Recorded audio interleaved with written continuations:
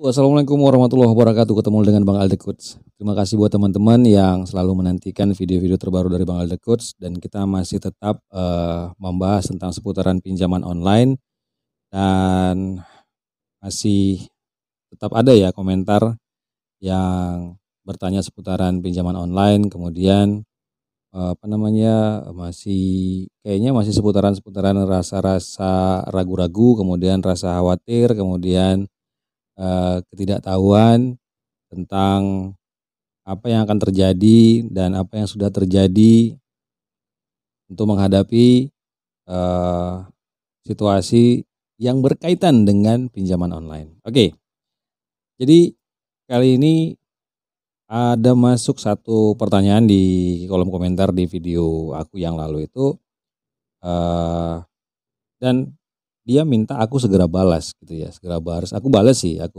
jawabin, aku respon komentarnya, pertanyaannya aku jawab, tapi rasanya ini perlu juga aku langsung buatkan satu video seperti ini supaya teman-teman yang mengalami hal yang sama itu ya bisa mendapatkan juga satu bahan pertimbangan tentang solusi apa yang harus diambil. Jadi yang masuk ini karena dia publik ya, pasti teman-teman bisa lihat juga di video aku tuh.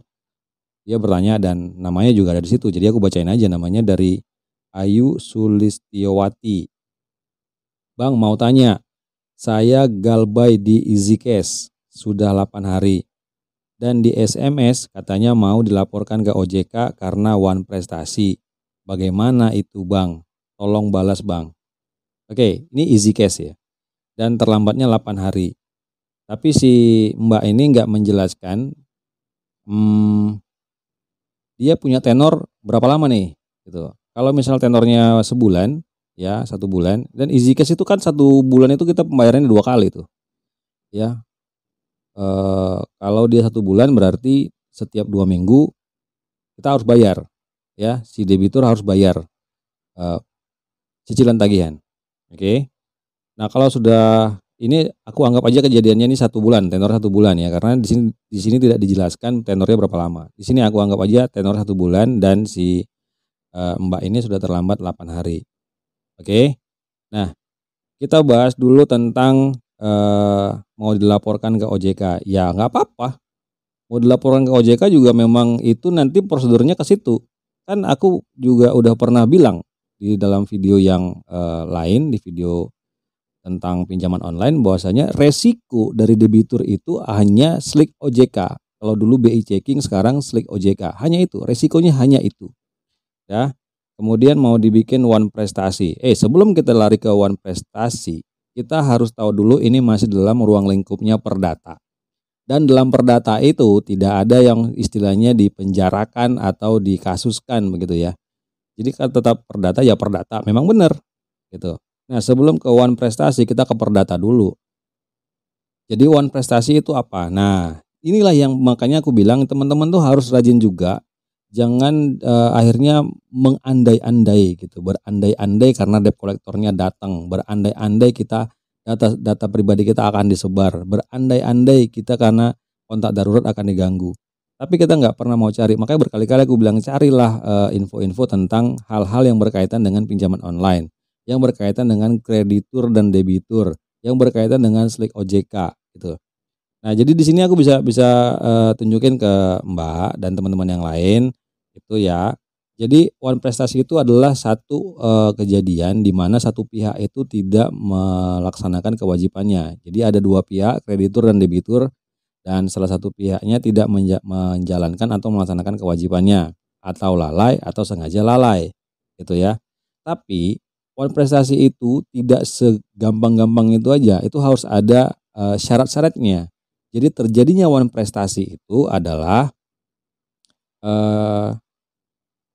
karena satu pihak itu lalai. Tapi ada unsurnya di situ yang bisa disebutkan itu masuk dalam kategori one prestasi. Pertama, nih dia nih. Ya. Unsur-unsur one prestasi. Terdapat unsur-unsur one prestasi yang perlu Anda ketahui dalam melakukan perjanjian. Yaitu 1, terdapat perjanjian di atas materai. Satu, poin yang pertama aja itu udah nggak masuk dalam kategori pinjaman online ini, gugatan atau, apa namanya, permintaan mereka untuk dijadikan one prestasi. Ini aja udah nggak masuk. Jadi ada perjanjian di atas materai. Di pengajuan aplikasi pinjaman online itu nggak pakai materai-materaian, nggak ada materai-materainya, gitu ya. Unsur one prestasi pertama adalah adanya perjanjian hitam di atas putih dan teman-teman yang melakukan pengajuan pinjaman online itu tidak ada perjanjian hitam di atas putih karena semuanya melalui aplikasi, semuanya dilakukan dengan secara digital, gitu ya. Yang disertai materai untuk memberikan kekuatan hukum. Jadi kalau nggak ada materai hukumnya di mana gitu, kekuatan hukumnya di mana, ya. Jika salah satu pihak melanggar isi dari perjanjian tersebut, maka sudah pasti dikategorikan ke dalam one prestasi. Nah, banyak poin-poinnya. Pertama, harus hitam di atas putih. Yang kedua, menggunakan materai. Apalagi tuh? Tidak ada kekuatan hukum kalau nggak pakai materai. Semua dilakukan secara digital, gitu. Teman-teman mungkin pernah atau belum pernah, ini aku kasih tahu. Kalau misalnya kayak di Singa tuh ya, pinjaman online Singa itu di awal tuh pada saat, pendaftaran kemudian masuk ke mereka menyajikan satu tampilan itu, kita harus baca dari atas sampai bawah. Dan di situ ada poin yang aku baca di situ bahwasanya pemerintah itu tidak pernah mengakui hutang piutang atau transaksi dilakukan oleh digital, gitu. Karena itu kekuatan hukumnya nggak kuat. Si debitur dan kreditur tuh nggak ketemu tatap muka gitu ya, nggak bicara langsung, nggak berdialog langsung, hanya melalui, aplikasi. Kemudian nih poin nomor 2 nih, ada pihak yang melakukan pelanggaran. One prestasi adalah tindakan ketika salah satu pihak melanggar kesepakatan yang telah disepakati sebelumnya. Kondisi tersebut termasuk unsur one prestasi sebab menimbulkan kerugian pada pihak lain. Itu jadi aku bilang di awal, ada salah satu pihak yang tidak melaksanakan kewajibannya, itu yang bahasa gampangnya, gitu ya. Kemudian, eee, ditanya lagi sama si Mbak ini, apakah oke tunggu, kalau bukti wan prestasinya belum ada tapi bulan Maret akhir saya mengajukan pinjaman lagi dan itu ada perbedaan, perbedaannya hanya disuruh tanda tangan elektronik aja. Oke, Anda kan sudah terlambat nih, Anda sudah tadi di awal pertanyaannya penjelasannya sudah terlambat 8 hari, kok bisa Anda mengajukan lagi?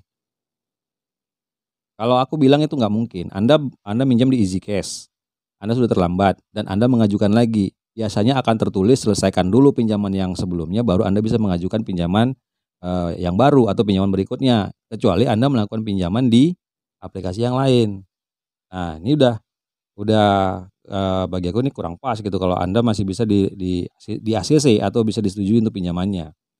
Nah kemudian ada tanda tangan elektronik, sekarang pertanyaanku gini, tanda tangan di elektronik, pada saat Anda buat tanda tangan di elektronik, Anda membuat tanda tangan elektronik dengan tanda tangan Anda di atas kertas itu sama atau enggak? Pasti kan berbeda, jauh berbeda dan sangat berbeda gitu loh.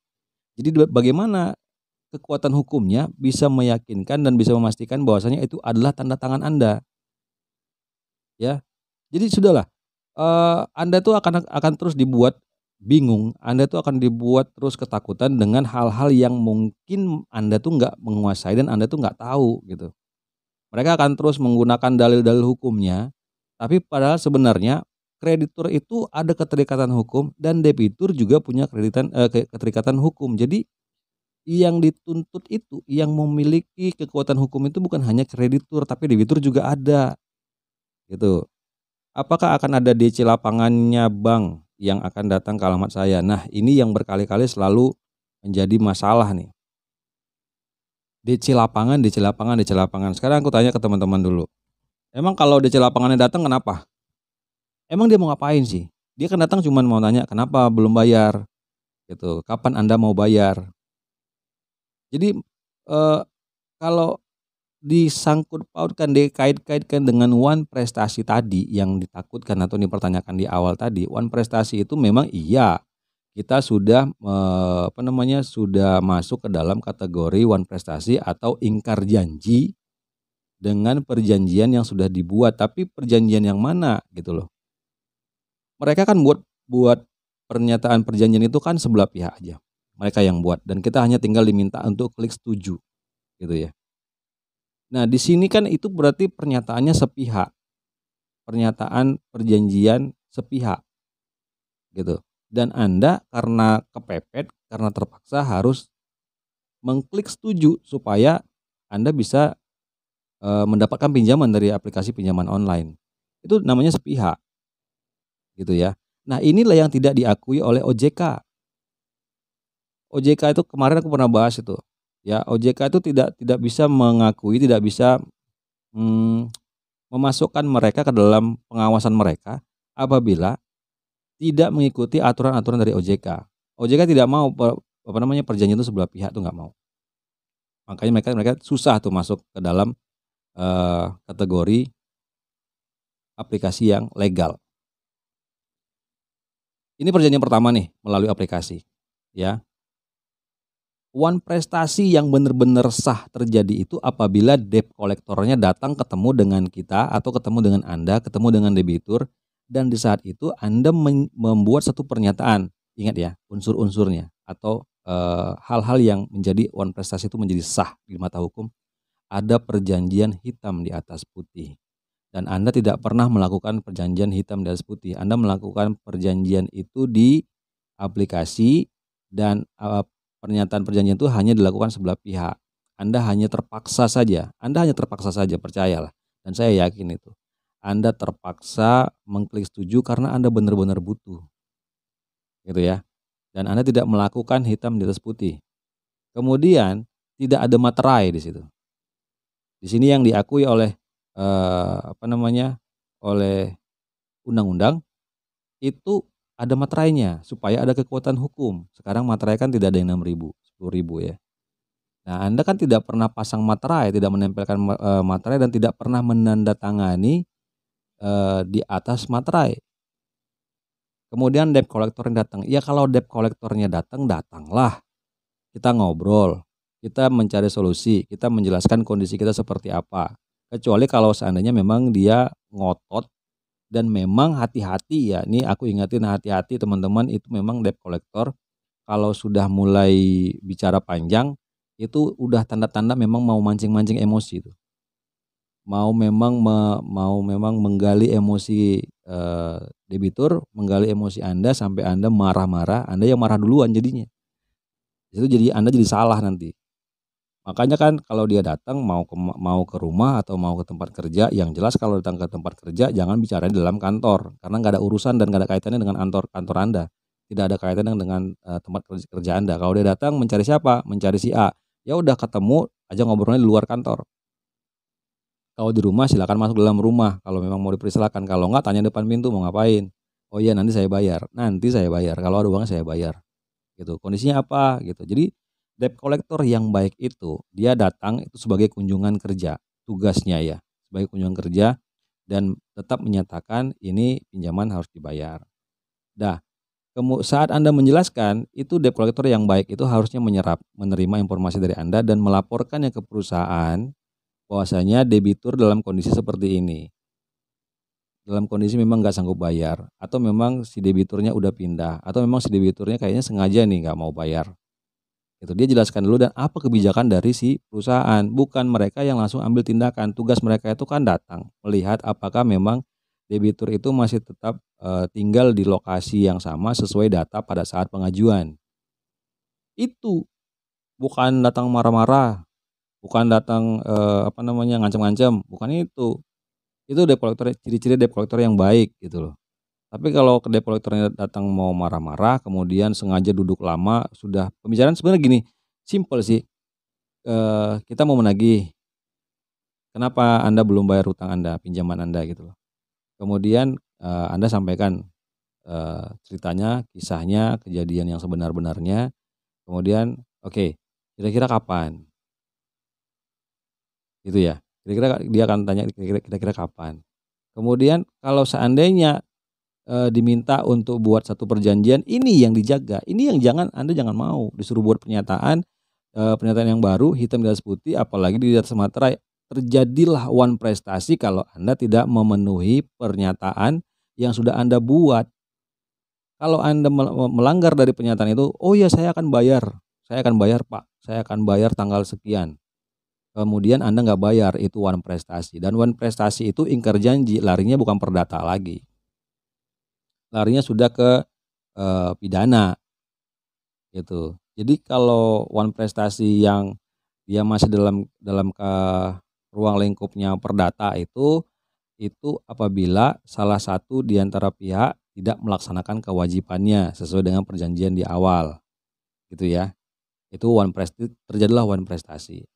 Tapi kalau misalnya dibuat lagi pernyataan baru, itu bukan one prestasi lagi dah kalau Anda mau itu one prestasi lagi itu one prestasi tapi larinya nanti bisa dipidanakan karena Anda ingkar janji, Anda yang buat kok. Makanya jangan dibuat dulu, Anda harus bisa bertahan, jangan buat itu, jangan mau gitu loh.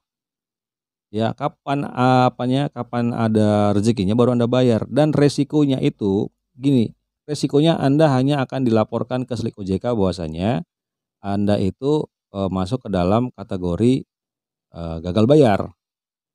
Udah. Nah, kalau sebenarnya simpel sih ya, sebenarnya aman-aman aja kalau seandainya si pinjaman online tadi, perusahaan pembiayaan tadi mau mengasuransikan, perusahaan pembiayaannya. Jadi dalam tempo 90 hari atau jumlah bunga sudah sama dengan jumlah hutang pokok, itu kan mereka si debitur nggak boleh ditagih lagi, ya. Kemudian, eee, aku ada dengar-dengar itu berita terbarunya ditambahin bukan 90 hari, jadi 120 hari debt collector masih berhak untuk, menagih ke debitur atau mendatangi debitur, berkunjung ke tempatnya debitur untuk survei lagi kapan, kenapa, dan, ada masalah apa, kenapa sampai Anda tidak membayar, gitu ya. Nah, kalau seandainya si perusahaan pinjol tadi atau perusahaan pembiayaan tadi mau mengasuransikan perusahaan pembiayaannya dan memang benar-benar dia legal, artinya saat Anda gagal bayar, itu uang mereka kan digantikan karena sudah diasuransikan kan, logikanya begitu. Apapun yang diasuransikan pada saat terjadi sesuatu kecelakaan atau segala macam, itu kan digantiin, diklaim. Kita bilanglah misalnya begini, BI sudah menggantikan kerugiannya si pinjaman online berapa, 2 juta misalnya, digantiin 2 juta, udah, tapi nama Anda sudah masuk dalam Slik OJK. Pada saat Anda mau mengajukan kredit terbaru atau kredit, KPR rumah atau, apa namanya, sepeda motor atau mobil, itu kan Anda jadi bermasalah karena di BI checking atau Slik OJK Anda masuk dalam kategori, blacklist. Solusinya apa? Anda harus menggantikan uang yang tadi mereka sudah duluan kan untuk menutupi hutang Anda, gitu, ya. Jadi banyak sih pinjaman-pinjaman online yang tidak mau mengasuransikan karena mereka mau mengambil keuntungan besar, gitu, dengan tenor yang 1 hari, 6 hari, 7 hari, 4 hari, 14 hari, gitu. Sedangkan penghasilan orang itu rata-rata dia 1 bulan sekali, di akhir bulan. Jadi kalau pinjamannya, 1 juta, 2 juta dikembalikan harus dalam tempo sekian hari, sedangkan penghasilannya aja nanti di akhir bulan, gimana mau bayar hutang, itulah yang menjebak ini. Pinjaman online-online, ilegal ini itu jebakan mereka tuh. Makanya nggak ada akan habis-habisnya kalau Anda gali lobang tutup lobang, gali lobang tutup lobang, lebih bagus stop, nggak usah pinjol-pinjol lagi, ya. Jadi kalau one prestasi itu Anda harus tahu ada unsurnya, pertama harus ada hitam di atas putih perjanjiannya, kemudian harus ada materainya. Sedangkan Anda tidak ada materai di aplikasi tidak ada materai-materaian. Kalau tanda tangan itu udah pasti tanda tangan Anda saat Anda menggoreskan pena itu di kertas dengan menggoreskan, jari Anda di apa namanya, di handphone itu pasti bentuk tanda tangannya beda, pasti beda gitu loh, ya, nggak sama dan itu bukan bisa aja Anda bilang itu bukan tantangan Anda, oke. Kemudian ada debt collector atau enggak, debt collector itu nggak usah takutin, kalau dia mau datang, datang, kalau dia nggak mau datang ya sudah syukur. Kalau dia mau datang kita ngomong, kita ngobrol. Kita kasih tahu kondisi kita seperti apa. Kemudian apalagi tadi itu, eee, itu aja kayaknya, ya, prestasi masalah debt collector. Ya semoga bisa membantu, jadi aku buat konten ini, eee, semata-mata hanya ingin memberikan semangat kepada teman-teman, kemudian, membantu meringankan beban pikiran, walaupun nggak bisa membantu secara material, nggak bisa membantu menutupi hutang-hutang Anda juga, gitu ya. Tapi paling enggak biar Anda tenang gitu, Anda tenang itu tenang bukan tenang diem-diem, tenang itu supaya Anda bisa fokus, Anda lebih fokus lagi untuk mencari, uang dan membangun lagi kondisi Anda, membangun kondisi keuangan Anda, kemudian Anda fokus dengan rencana-rencana ke depan yang lebih baik supaya bisa menyelesaikan masalah satu per satu, gitu. Kalau berdasarkan kebiasaan kita tinggal di negara yang berbudaya namanya hutang tetap dibayar, kita akan bayar hutangnya tapi dengan catatan satu persatu kalau Anda nggak mampu gitu ya. Tapi kalau Anda pikirin terus keresahan-keresahan yang mereka buat, yang mereka berikan kepada kita, diberikan kepada Anda semua ini, bagaimana Anda bisa merancang untuk kehidupan lebih baik ke depan, gitu. Oke, mudah-mudahan terjawab ya untuk Mbak Ayu, dan sampai ketemu di video berikutnya. Bang Ali the Coach, assalamualaikum.